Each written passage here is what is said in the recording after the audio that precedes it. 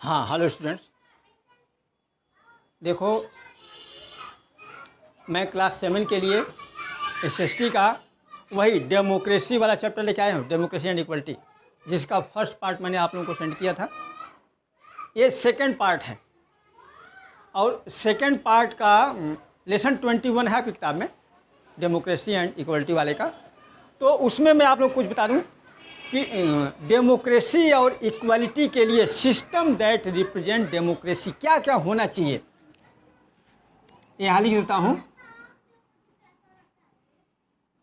Democracy and equality ये part 2 है, ठीक है ना। अब इसमें system that represent democracy, system that represent democracy, ऐसा कौन कौन सा सिस्टम है जो डेमोक्रेसी को रिप्रेजेंट करे, क्या क्या चीज़ें होनी चाहिए, डेमोक्रेसी के लिए क्या क्या चीज़ें होनी चाहिए, ज़रूरी हैं, वो मैं आप लोगों को डिस्कस कर देता हूँ। सबसे पहली चीज़ तो फ्रेंचाइज। फ्रेंचाइज मतलब क्या होता है? Fixed voting age. देश में एक उम्र हो, एक एज हो कि उस एज को पूरा, उस एज तक आने के बाद लोग वोट देने के अधिकारी हो जाए, राइट ऑफ वोट उनको मिले, और ये सबको मिले, चाहे वो किसी धर्म के हो, किसी जाति के हो, पुरुष हो या महिला हो, अमीर हो या गरीब हो, किसी जाति के, उससे कोई मतलब नहीं है। वोट देने का अधिकार उस उम्र को पूरा करते ही सबको मिल जाए, इसको कहते हैं यूनिवर्सल एडल्ट फ्रेंचाइज, वयस्क मताधिकार। सार्वजनिक है, सार्वजनिक वयस्क मताधिकार, यूनिवर्सल एडल्ट फ्रेंचाइज, जिसमें इस उम्र को पूरा करते ही कोई डिस्क्रिमिनेशन नहीं, सबको वोट देने का अधिकार मिल जाता है विदाउट डिस्क्रिमिनेशन। अब इसके लिए इलेक्शन होना ज़रूरी है कि टाइम टाइम पर रेगुलर इलेक्शंस होते रहें। जैसे हमारे यहाँ क्या है, मैं आपको बता दूं, 18 ईयर्स है, पहले 21 था। वोट देने का जो वोट देने की उम्र है, वोटिंग एज है, वो 18 ईयर्स है, चाहे वो पुरुष हो, महिला हो, कोई भी हो। तो हमारे यहाँ यूनिवर्सल एडल्ट फ्रेंचाइज है, ठीक है। उसके बाद रेगुलर इलेक्शन, हमारे यहाँ हर 5 साल के बाद इलेक्शन होते हैं, चाहे वो विधानसभा के हों, चाहे वो लोकसभा के हों, एमएलए के हों, एमपी के हों, हर 5 साल के बाद चुनाव होते हैं, रेगुलर इलेक्शन होते हैं। यहाँ हम लोगों के यहाँ पॉलिटिकल पार्टीज़ हैं बहुत सारी, किसी भी व्यक्ति को पॉलिटिकल पार्टी बनाने का अधिकार है। पॉलिटिकल पार्टी बनती हैं तो क्या करती हैं वो, एक विचारधारा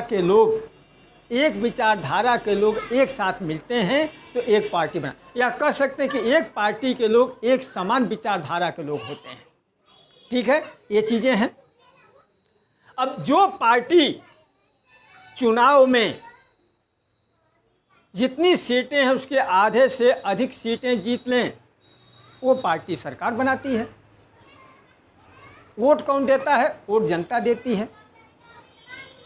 जनता वोट देती है, अपने रिप्रेजेंटेटिव चुनती है, वो फिर जाके जिसकी संख्या सबसे अधिक होती है वो पार्टी सरकार बनाती है।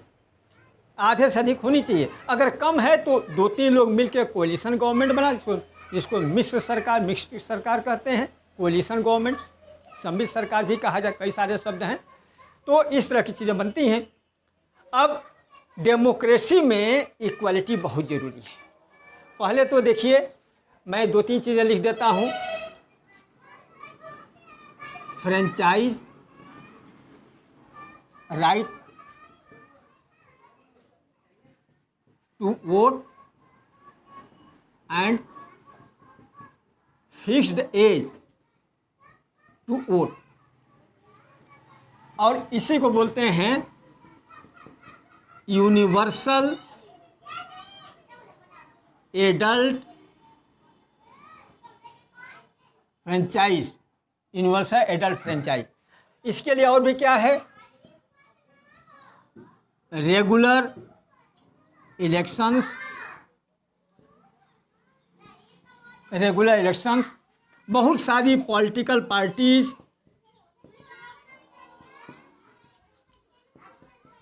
पार्टीज समान विचारधारा के लोग एक साथ मिलते हैं तो एक पार्टी कहलाती है।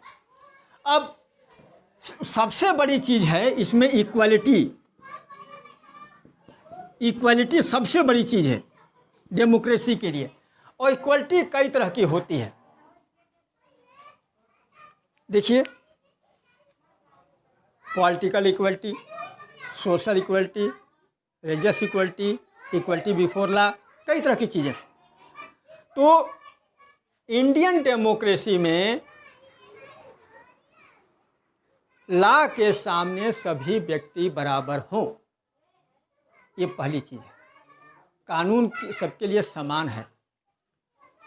वोट देने का अधिकार सबको समान है। अगर वेश पूरा कर लिया है तो किस जाति का है, किस धर्म का है, कौन सा लैंगिक विभेद, ये सब कुछ नहीं, कोई डिस्क्रिमिनेशन नहीं माना जाता है। तो भारत में इंडियन डेमोक्रेसी में ये खास चीज़ है। Without any discrimination they has power, they have right to vote. जबकि दूसरी डेमोक्रेसीज में भी, जैसे हम अगर डायरेक्ट डेमोक्रेसी की बात करें तो छोटे देशों में, छोटी जगहों में डायरेक्ट डेमोक्रेसी है, वहाँ लोग अपना सब लोग मिल मिला के कर लेते हैं।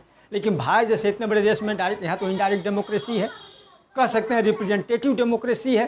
रिप्रेजेंटेटिव डेमोक्रेसी में हम लोग, जनता खुद अपने रिप्रेजेंटेटिव्स को चुनती है, फिर वो जाकर सरकार बनाते हैं।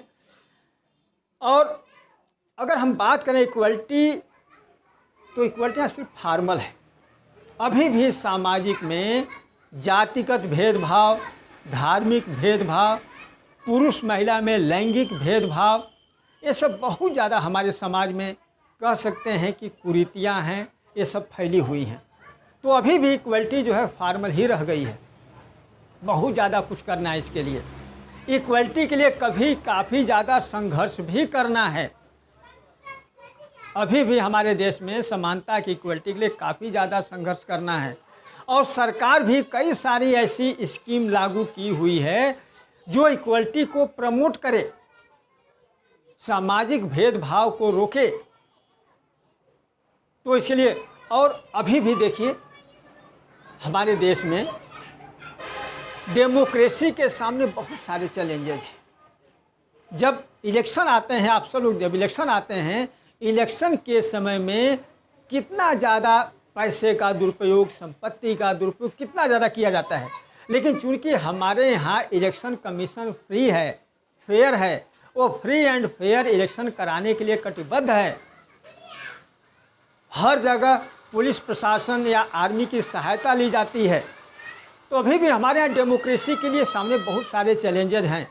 लेकिन देश के स्वतंत्र होने के बाद जब से संविधान लागू हुआ है, इन 70 सालों में हम कुछ न कुछ बेटर ही करते गए हैं।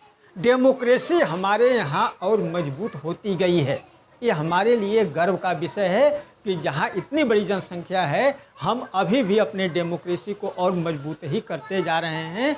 और इन फ्यूचर हमारे यहाँ डेमोक्रेसी और भी ज़्यादा मजबूत होती रहेगी। ठीक है, ये चैप्टर आप लोग का यहाँ ख़त्म हो रहा है। इस चैप्टर में इतना ही, फिर अगले चैप्टर में मिलेंगे। Thank you everybody.